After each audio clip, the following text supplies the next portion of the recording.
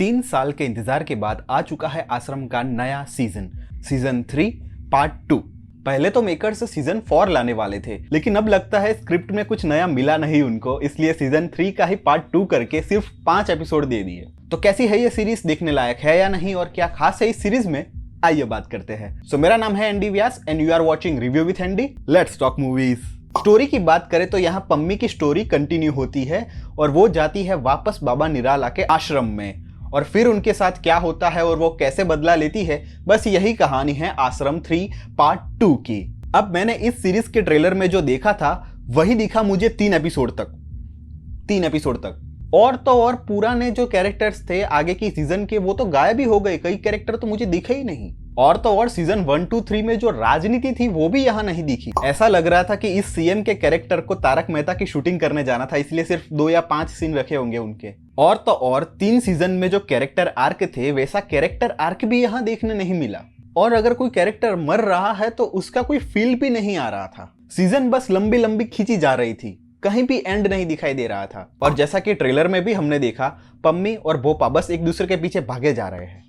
पूरे 2 एपिसोड में तो बस एक दूसरे के पीछे ही जा रहे हैं, भागे ही जा रहे हैं, और बस ऐसे सीन दिखाए जा रहे हैं, बस दैट्स इट।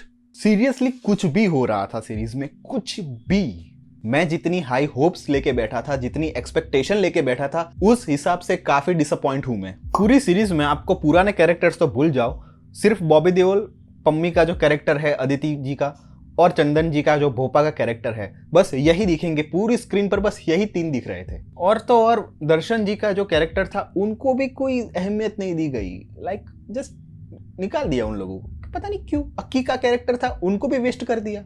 बात करो वीएफएक्स की तो बहुत ही वाहियात वीएफएक्स थे। इवन पब्लिक भी दिख रही थी कि वीएफएक्स से बनाई गई है, लिटरली ऐसे वीएफएक्स थे।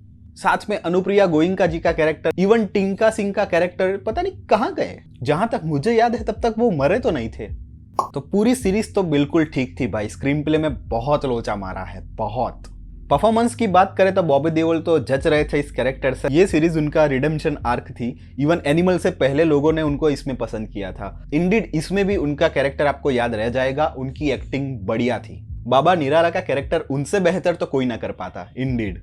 लेकिन उनके साथ साथ चंदन जी का और अदिति जी का परफॉर्मेंस भी बहुत याद रह जाएगा आपको। पोपा जी का कैरेक्टर भी यहाँ पे जच रहा था, इंडीड उनकी एक्टिंग बढ़िया थी। चंदन जी की एक्टिंग अमेजिंग थी।